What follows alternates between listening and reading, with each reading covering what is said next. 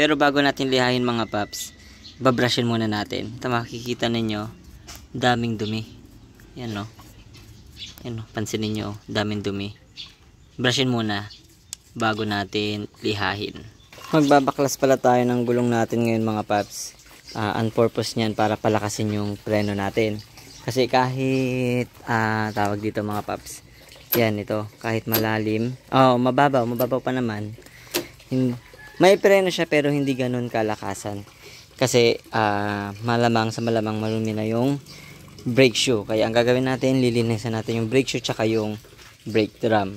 So, ang gagawin lang naman natin is liliyahin natin para mas kumapit. Liyahin natin yung brake shoe. At the same time, liliyahin din natin yung brake drum nya. Kailangan pala natin tanggalin yung mga paps, yung tambutso bago natin matanggal yung gulong, kasi hindi natin pwedeng tanggalin yung gulong na nakakabit yung tambutso kasi nakaharang dito mga paps. Kaya inuna natin tanggalin yung tambutso bago natin tatanggalin itong ano bang tawag dito? Nakalimutan ko na. Hindi ko maalala kung anong tawag dito. Tawag dyan. Basta yan na yung mga paps. Mapapansin ninyo mga paps, natanggalan natin itong gulong, di ba? Ayan no, marumi na. Marumi na itong sa may hub ba tawag dito, brake hub. Yan mga paps oh. Ang gagawin natin dyan, lilihahin natin yan. At ang gamit nating liha is 1,000. Pati ito lilihahin din natin tong brake shoe nya. Yan. So, start na natin. Itong liha 1,000 ang gagamitin natin pang kiss-kiss dito sa mga paps. Ito sa brake hub nya. Yan oh. Pati dun sa brake shoe. Pero bago natin lihahin mga paps, babrushin muna natin. Ito makikita ninyo, daming dumi. Yan no. Yan no, pansinin nyo, daming dumi. Brushin muna bago natin lihahin. Oh, ang dami. Kaya hindi na ganoon ka efficient ang ating brake kasi napakarumi na. Bukod sa brake shoe ang madumi, yung brake hub is marumi din. Yan oh. Tapos maya maya after natin lihahin, hugasan natin sa sabunan para malinis na malinis talaga. Kita nyo naman yung dumi mga paps oh, na nakuha natin. Kakabrush lang yan no. Ayan no, grabe. Kaya kapag mahina ang preno nyo, check nyo, linisan nyo lang, tapos lihahin, sigurado lalakas ulit yung inyong preno. Tinanggal na rin natin pala yung brake shoe mga paps para mas madali nating maliha. Yan. Ayos lang natin. Yan. Lihahin din natin ito. Yan.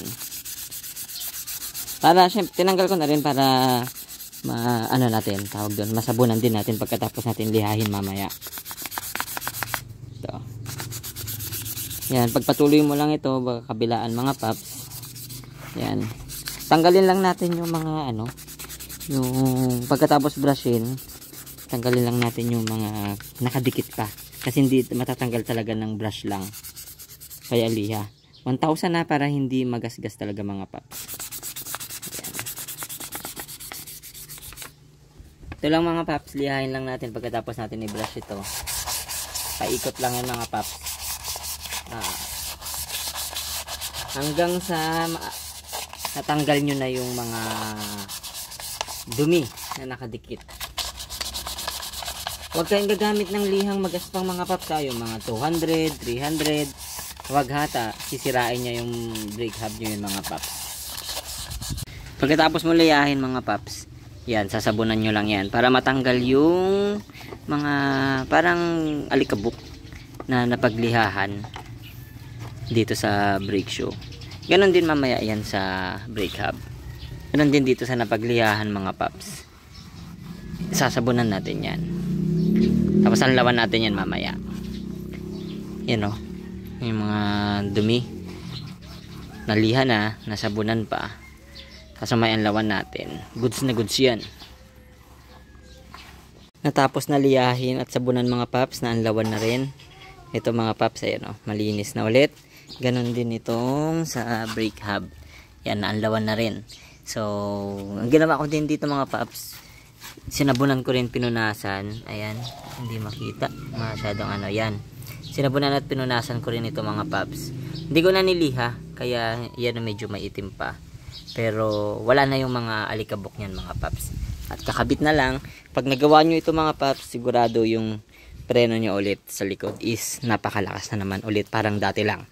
So sana nakatulong itong video na to. Pakalike naman ang video natin. Pa-follow na rin, pa-subscribe dyan sa baba. And thank you for watching.